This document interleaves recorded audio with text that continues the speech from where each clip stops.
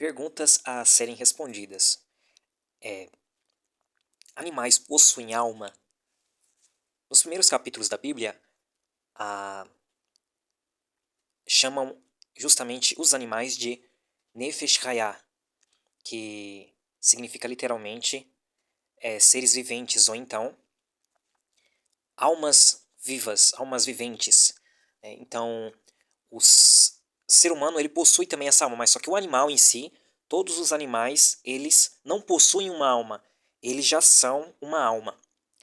Então, o nosso conceito de alma, que é meio que grego, ele não é muitas vezes bem compreendido com aquilo que a Bíblia, que é um conceito muito amplo sobre alma. Por exemplo, a Bíblia, ela dá 5 palavras diferentes para a palavra alma, isso na Bíblia em hebraico.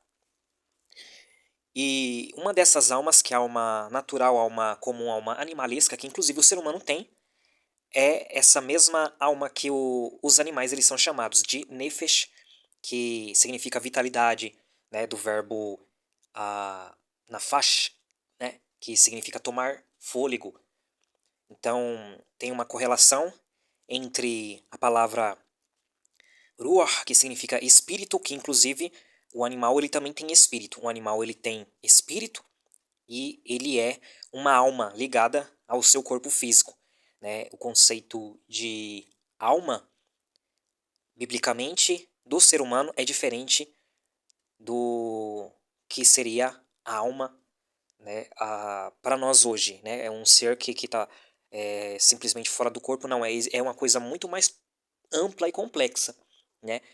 Por exemplo, se você falar que a alma do homem, do ser humano, é a mesma coisa que a alma do animal, aí você vai ter aí um problema, porque você pensa que o animal ele morre e ele também tem uma alma parecida com o seu corpo, que sai do seu corpo e fica vagando por aí. Só que não, existem 5 palavras diferentes na Bíblia para expressar a alma, que cada uma delas tem um significado diferente, né? E o animal ele possui aí o sopro chamado ruach, que significa espírito, ou seja, não é um espírito como um homem consciente, mas é um espírito que da onde que vem o sopro divino para dar vida ao animal. E esse sopro de vida é ligado ao corpo do animal, que faz aí toda a vitalidade funcionar no seu organismo, né? Da onde tem as funcionalidades do sangue, que tem os apetites, as aspirações de necessidades fisiológicas e tem aí a fome, a necessidade de descanso, as necessidades fisiológicas, né? Então, tudo isso, tanto no animal como no homem, existe essa alma chamada de nefesh, que é uma vitalidade, né, que toma fôlego, que é também em grego chamada de psique, que tem aí os sentidos aí de as emoções, né, os apetites, então está ligado ao corpo. Essa alma está ligada ao sangue, da qual também no livro de Levítico, Deus, ele naquela época lá atrás, no passado, exigia no sacrifício, né? Que o sacrifício não era uma coisa simplesmente religiosa, como as pessoas normalmente pensam.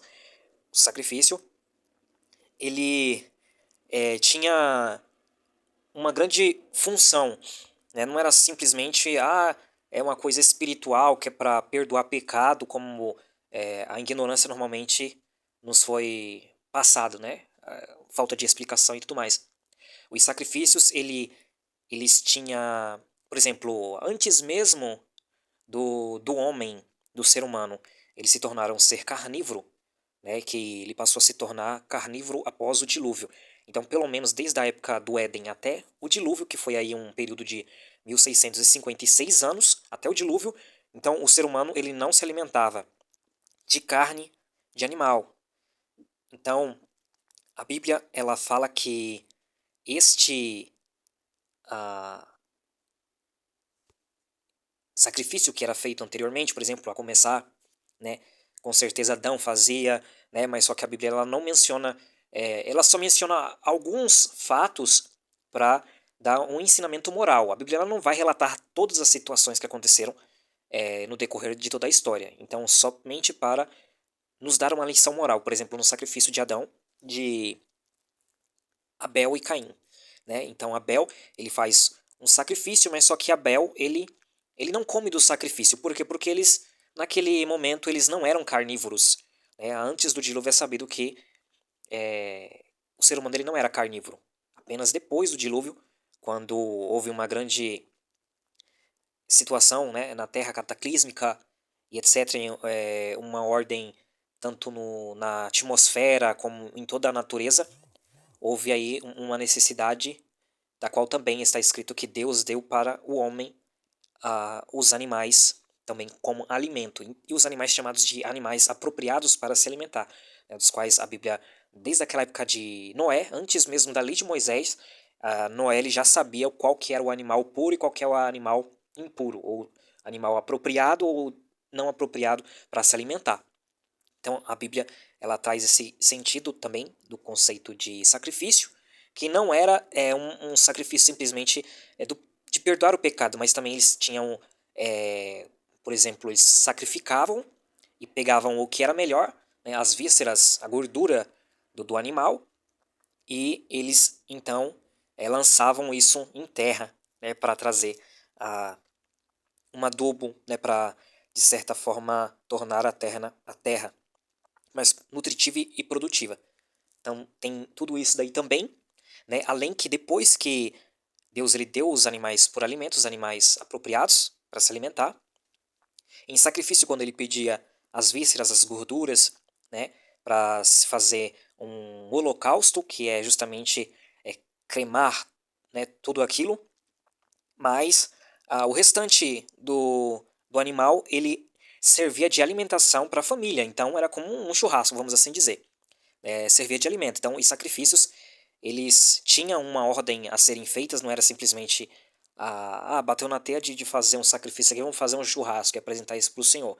Não era bem assim, né? Era uma coisa muito bem organizada. Então, existia, né, uma gratidão muito grande com respeito, né, a tudo que Deus havia dado para o ser humano, a criação, né, os animais, esse entendimento, e também tinha o conceito de devoção, de devolução também daquilo que é de Deus, né? Como o sangue, né?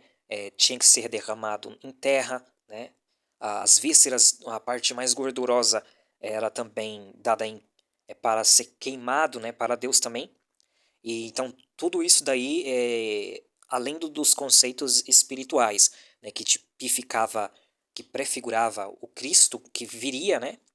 Como inocente, inofensivo e que sofreria, né, como um, um ser que não tem nenhuma culpa, né, que não tem nenhum pecado. Então isso daí também refletia no Messias que viria pagar pelos delitos e as transgressões do ser humano, daquele que crê, né, porque nem todo mundo ainda crê nisso. Então é muito mais amplo, né, além de não somente existir sacrifício pelo pecado. Bom, isso daí